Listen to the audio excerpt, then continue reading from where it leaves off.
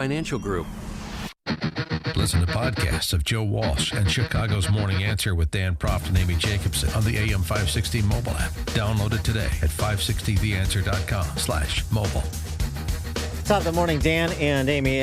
Before we get to presidential politics, this will probably be included in presidential politics this week as politicians celebrate the U.S. women's soccer team World Cup victory over the holidays. Ticker tape parade tomorrow. One of the reasons that so many people are economically illiterate is because they're educators, and in particular, the big government media is illiterate, economically illiterate. Case in point, Shia Kapos writing for Politico today. You know, she's the former Cranes gal who's now like the Illinois Girl Friday for Politico. Mm-hmm. Talking about their win and all this stuff. Chance of Go USA and equal pay at a Lincoln Park event. Attendees wore equal pay T-shirts. This from a Tribune story. Here's what she writes. In the case of soccer, the pay disparity is wide. Consider this. The women's team will be awarded $30 million in prize money from FIFA, the governing organization. Right. While the men's team last year was awarded $400 million. It's no wonder the women are suing for gender discrimination. When you know what the facts are. Well, it's just the other side. There's never any dots connected. The prize money as a percentage of, say, revenue generated. Right. And revenue generated for women's soccer, in 2019 was $131 million, but for men's in 2018 it was $6 billion? Yes. That's a huge difference. Right. That's fan interest. That's dollars talking. Here's something else. The women's $30 million purse, if you will. Yeah. That represents about 23% of the overall prize money. The men's $400 million purse last year, that represents about 7% of the overall prize money. So this equal pay mindlessness, how about putting the entire financial picture into focus so we can have intelligent conversations about this rather than using this or allowing it to be used, most notably by the left, as another fact-free rally point. It's just so frustrating. Honestly, people are so bad at providing information, so bad at demanding information so you can connect dots. It's just highly annoying, the fervor. So there's my soapbox, but I just because this is going to be repeated all over the place. Right, especially with the parade tomorrow when they arrive back in the United States and are celebrated. They're going to keep up this equal pay gobbledygook. All right. Over the weekend as well, you had Justin Amash. He is the first Republican to declare that an impeachment inquiry should proceed against President Trump. A Republican from Michigan. Well, he's not a Republican anymore because he announced he's leaving the Republican Party. Bye-bye. He was on with Jake Tapper, had this to say. We've had it with these two parties trying to ram their partisan nonsense down our throats week after week. We want a person to go represent us and be open and represent the entire community. Are you running for re-election as an independent to Congress? Yes, I am. You are, and you think you can win as an independent? Yes, I'm very confident about that. What about the possibility of your running for president as a libertarian or under some other ticket? I asked you about that 4 or 5 months ago, and you didn't rule it out. Is it possible you would run for president? I still wouldn't rule anything like that out. I believe that I have to use my skills, my public influence where it serves the country best. And I believe I have to defend the Constitution in whichever way works best. Welcome. Well, it's interesting. I mean, he's treated, there's divided opinion on him in libertarian circles. He's appreciated. In sort of establishment circles, he's less appreciated. Interestingly, what he just had to say about both parties, it sort of sounds like Trump in 2016, frankly. Mia Love, former congresswoman from Utah, and somebody who had previously had some friction with President Trump, so no, not necessarily any knee-jerk Trump supporter.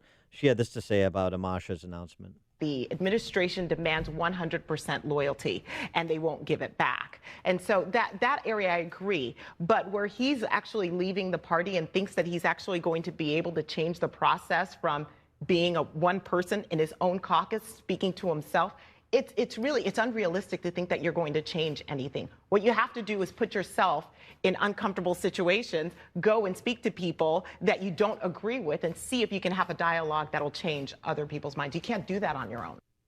For more on this topic, as well, of course, as the competition for the nomination on the Dem side, we're pleased to be joined by David Drucker, senior political correspondent for the Washington Examiner. Washington Examiner, we referenced earlier in the show, had that great story about Congresswoman Veronica Escobar in El Paso sending staff down, her congressional staff, taxpayer-funded congressional staff, across the border to aid people who had been returned from El Paso to Ciudad Juarez to come back into this country, frankly, under false pretenses. Well, yeah, and saying that you can't speak Spanish, you can't speak English. I mean, she was giving them information, coaching them to do something illegal. A remarkable story. Good for the Washington Examiner for getting it with good sources, including Customs and Border Patrol officers.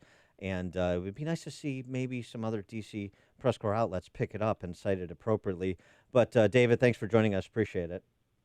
Yeah, sure. Good to be here. So on the issue of Justin Amash, start on the Republican side, perhaps he's right that as an independent, he should be confident that he can win re-election. But what about the prospects of him really leveling himself up and being seen as that challenge to Trump that so many never-Trumpers had desired for so many months? Look, I think that there's always a subset of voters that, don't like the two-party system or think the two-party system's a problem. But most of them, even though they claim not to like the two-party system, support it and are just fine with it. And so I think Justin Amash has always been an outlier, even when he was a member of the Republican Party. And I don't think that much is going to happen, or that too many people are going to make too much of this. I mean, it's newsworthy and it's noteworthy and it's interesting because he's a congressman sort of going to bat against the sitting president.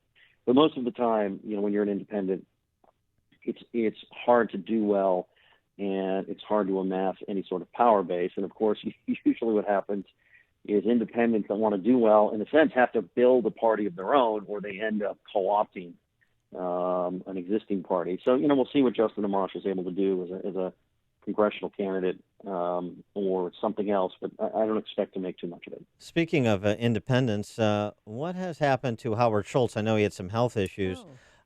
Is that candidacy going to go forward? And is the report that Tom Steyer, the billionaire, has been advertising for the impeachment of Trump and so forth, that he's going to get into the race, or at least explore getting into the race, that whole process?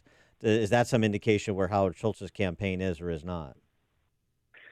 Well, in my conversations with people on that campaign, he was going to spend the summer recuperating from, I think, multiple back surgeries, or at least one back surgery, but it may have been more than one. And in a sense, the issue for him was twofold. One, he's trying to build something from scratch. He clearly has the money to do it if he wants to spend it. And I think he's both trying to figure out how worthwhile the investment would be.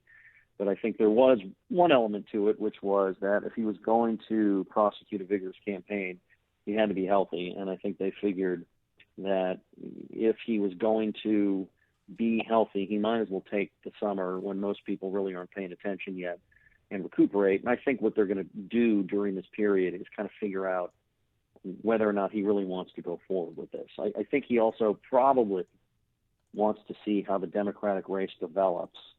I think part of his calculation was always whether or not there was an opening for a center-left candidate versus a left-left candidate. And depending on how the Democratic primary unfolds, he could decide that the center-left hole has been filled adequately or not. So, I think we'll know more in the fall.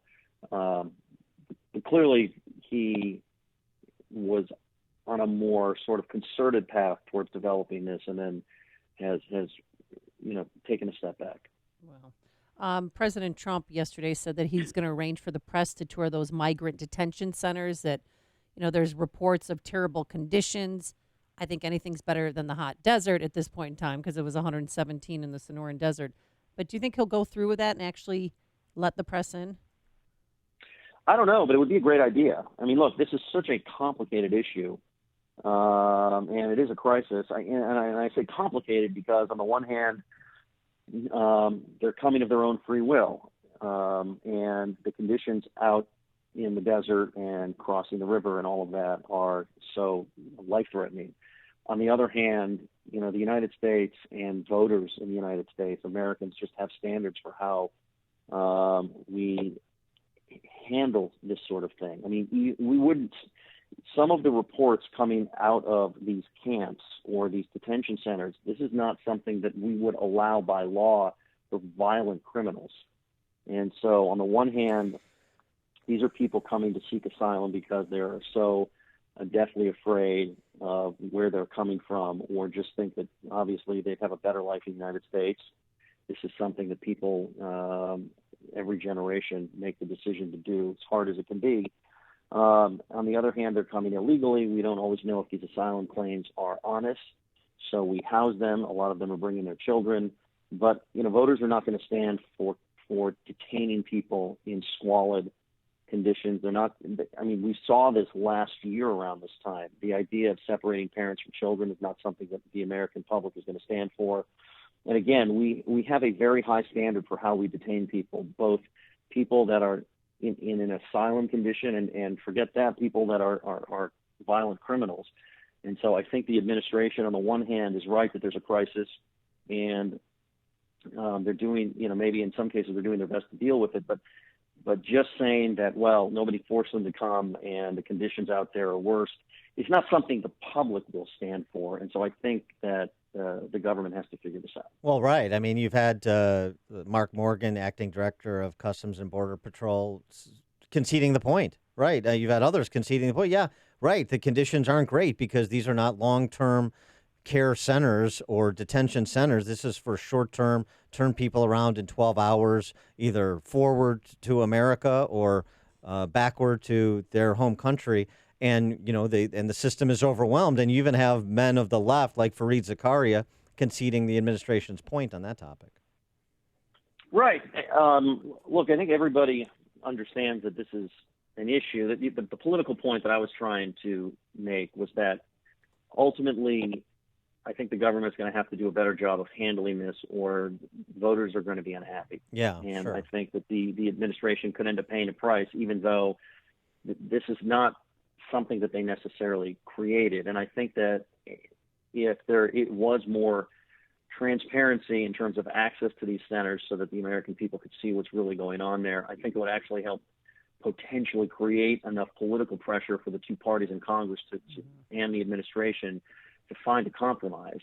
Because as with any immigration issue, we find most of the time compromise on either side is simply impossible. For a whole host of reasons we've discussed before. We mentioned Justin Amash being a man without a party by choice. Is Joe Biden becoming a man without a party not by his own choice?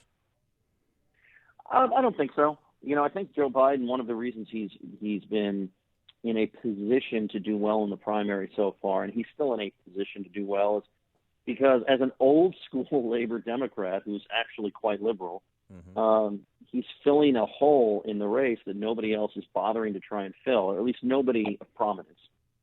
I mean, Seth Moulton sort of tries to fill that hole, and I think Steve Bullock, the governor of Montana, is going after the sort of broad spectrum of Democrats. But, most of the Democrats have tilted or focused on the progressive left, and that's not surprising. It's a primary. We've seen this on the Republican side in the other direction.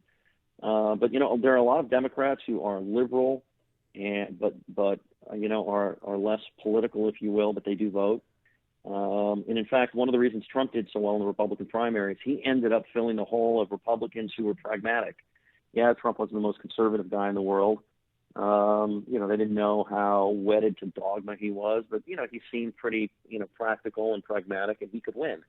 And I think that's one of the potential strengths of a Joe Biden candidacy is, sure, he's not the most progressive candidate in the world, but if you're running on defending Obamacare and defending private insurance, but still tilting left on some other key issues, which is not surprising because Joe Biden, for people that may not have followed him that long, is pretty darn liberal, and I think that's a pretty good combination. The key is whether he can stay out of his own way with not just gas, but I mean, things that'll cause him problems with Democratic primary voters. and the age issue. I don't think people care that he's 76 years old. I don't think they want somebody who looks 76 years old. Yeah. David Drucker, senior political correspondent for the Washington Examiner, WashingtonExaminer.com. David, thanks for joining us. Appreciate it. Anytime. Thank you. Take care. And he joined us on our turnkey.pro answer line. It's news, opinion, insight. This is Chicago's Morning Answer.